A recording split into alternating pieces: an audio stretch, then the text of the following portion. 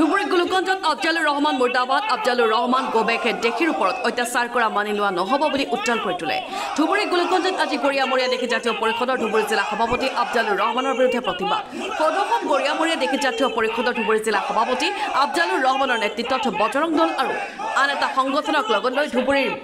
বিশ্বন্দৈ প্ৰথম খণ্ডত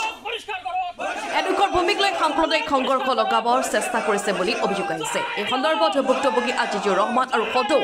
দেশী জাতীয় পৰিষদ আৰু দেশী জনগোষ্ঠীয় মঞ্চ অসম আৰু আন জাতীয় সংগঠনে প্ৰতিবাদ কৰে গোলকগঞ্জত দুটা পৰিয়ালৰ মাজত ভূমি বিবাদ গোচৰটো আদালতৰ মজিয়াতে চলি আছে তেনে অৱস্থাত আজিজুৰ ৰহমান নামৰ এগৰাকী খিলঞ্জীয়া দেশী জনগোষ্ঠী যুৱক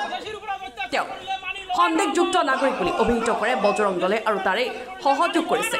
আফজালুৰ এই কাৰ্যক সদৌ দেশী জাতীয় পৰিষদ আৰু দেশী জনগোষ্ঠীয় মঞ্চ অসম আৰু আন জাতীয় সংগঠনসমূহে তীব্ৰ ভাষাৰে ঘোষণা দিছে ইতিমধ্যে ভুক্তভোগী আজিজুৰ ৰহমানে গৰিয়ামৰীয়া দেশী জাতীয় পৰিষদৰ ধুবুৰী জিলা সভাপতি আফজালুৰ ৰহমানৰ বিৰুদ্ধে গোলকগঞ্জ আৰক্ষী থানাত দাখিল কৰিছে এজাহাৰ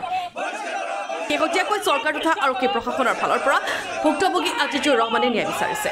লগতে যে ফেচবুক বিপ্লৱীৰ কথা কৈছে মই ফেচবুক বিপ্লৱী হওঁ নে নহওঁ দেশী জনগোষ্ঠী মঞ্চ কি বিপ্লৱী হয় নহয় এয়া ৰাইজে উত্তৰ দিব ৰাইজে তাৰ প্ৰমাণ দিব আমি কি কৰি আছো নকৰি আছো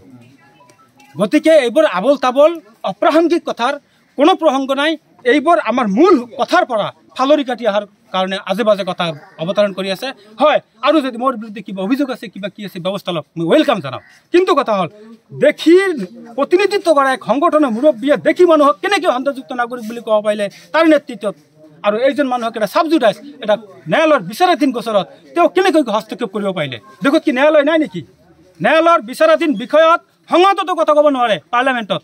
তেওঁ কেনেকৈ ক'ব পাৰিলে তাতে আকৌ নিজৰ দেশী মানুহ তেওঁৰ কাম হ'ল দেশী মানুহক প্ৰটেকশ্যন দিয়া দেশী মানুহৰ সমস্যা হ'লে তেওঁক মানে নিৰাপত্তা দিয়া তাৰ হৈ যুদ্ধ কৰা ফাইট কৰা সংগ্ৰাম কৰা তেওঁ উল্টা কাম কৰি আছে ইয়াক গৰিহণাৰ যোগ্য আৰু ইতিমধ্যে শেষ কথাটো কৈ দিওঁ যে আমাৰ ভুক্তভোগী পৰিয়াল মাননীয় আজিজুৰ ৰহমান যাৰ ওপৰত তেনেকৈ অপবাদ দাবী দিছে তেওঁ ইতিমধ্যে দাবী কৰিছে গৰিয়ামৰীয়াত দেশী জাতীয় পৰিষদৰ সংগঠনৰ সভাপতি কেন্দ্ৰীয় সভাপতিক নেতৃত্বক দাবী জনাইছে অনুৰোধ জনাইছে যাতে এনেকুৱা মানুহক যে দেশীসকলক এনে বিপদগ্ৰস্তত মানে এনেকৈ হেৰেছমেণ্ট কৰা মানুহক সংগঠনৰ পৰা বহিষ্ কৰিবলৈ দাবী জনাইছে আৰু ইয়াত সমগ্ৰ যিমান মানুহখিনি আছে ইয়াত সকলোৱে কথাত সমৰ্থন জনাইছে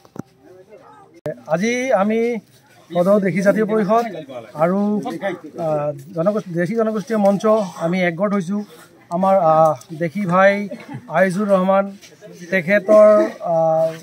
আহ্বানত আমি একলগ হৈছোঁ যোৱা শনিবাৰে বজৰং দল আৰু আমাৰে সদৌ অসম গৰিয়ামৰীয়াৰ ধুবুৰী জিলা সভাপতি মিলি আমাৰ আজিজুৰ ভাইক বিদেশী বুলি বা অচিনাক্ত মানুহ বুলি গণ্য কৰিছে সেইটো বৰ দুখৰ বিষয় এইটো গৰিহণা দিয়াৰ কাৰণে আমি আজি একগোট হৈছোঁ আৰু এখেতৰ এখন মাটি আছে যি আদালতৰ অধীনত গোচৰ চলি আছে যি প্ৰক্ৰিয়া আদালতে চাই আছে তাতে দল সংগঠন আহি তাৰ মাটিডোখৰ বেদখল কৰাৰ অপচেষ্টা এটা চলাইছিলে ধন্যবাদ দিছোঁ মই গোলকগঞ্জ আৰক্ষীক যে সময়মতে তাতে ঘটনাস্থলীত পहुঁচি এখেতৰ জান মালৰ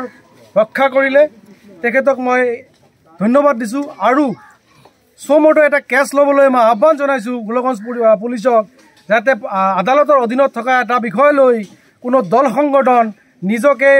ত্ৰাণকৰ্তা বুলি ভাবি আহি বেদখলৰ অপচেষ্টা কৰে এইবিলাকৰ মানুহৰ এগেইনষ্টত চমতো এটা কেছ লৈ সিহঁতক কৰাপ্ত কৰিব লাগে শনিবাৰৰ দিনা কিশোৰদৈ প্ৰথম খণ্ডত যিটো ঘটনা ঘটিছিল সেইটো খুব দুঃখজনক আৰু মৰ্মান্তিক ঘটনা মই আজিজুৰ ৰহমান আমাৰ পৰিয়ালত যিখন মাটি লৈ মানে আদালতত গোচৰ চলি আছে আমি এই গোচৰাধীন মাটিত বিভিন্ন দল সংগঠন লগত লৈ আমাৰ মাটিডোখৰৰ জোৰ জবস্তি দখল কৰাৰ চেষ্টা কৰে আৰু আমি আদালতে যিখিনি ৰায় দিব সেইখিনি আমি মানি ল'ম আৰু আমাৰ এই দল সংগঠনে যিবিলাকে গৈ মোক বাংলাদেশী হিচাপে অভিহিত কৰিলে আমি এজন সন্দেহজনক নাগৰিক হিচাপে আমালোকৰ পৰিয়ালক যিটো অপবাদ দিলে আমি এজন খিলঞ্জীয়া ভূমিপুত্ৰ অসমৰ ভাৰতবৰ্ষৰ নাগৰিক অসমৰ ধুবুৰী জিলাৰ স্থায়ী অৰ্থাৎ খিলঞ্জীয়া মানুহ আমাৰ NRCত 51 চনৰ মোৰ দেউতাকৰ নাম আছে আমি কেনেকৈ মানে বাংলাদেশী মানুহ হওঁ এইটো উচিত তদন্ত হ'ব লাগে যিবিলাকে আমাক এই ধৰণৰ কথা ক'লে আমি তেখেতসকলক চেলেঞ্জ কৰিছোঁ আমাক অনতি পলমে এইটো আমাক জবাব দিব লাগে আমি যদি বাংলাদেশী মানুহ হওঁ আৰু লগতে আমাৰ দেশী গৰিয়ামৰীয়া জাতীয় পৰিষদৰ আফজালুৰ ৰহমান তাত উপস্থিত আছিল আমি বিভিন্ন বাকী দলৰ দুজনৰ কথা নকওঁ এই দুজন মানে তেখেতৰ নেতৃত্বত আমাৰ দেশী মানুহৰ ওপৰত এনেকুৱা আক্ৰমণ চলিছে গতিকে মই কেন্দ্ৰীয় সভাপতিক মহোদয় কৰজোৰে অনুৰোধ জনাওঁ এনেকুৱা দুষ্ট প্ৰকৃতিৰ মানুহ আৰু দালাল শ্ৰেণীৰ মানুহক অনতি পলমে এই দলৰ পৰা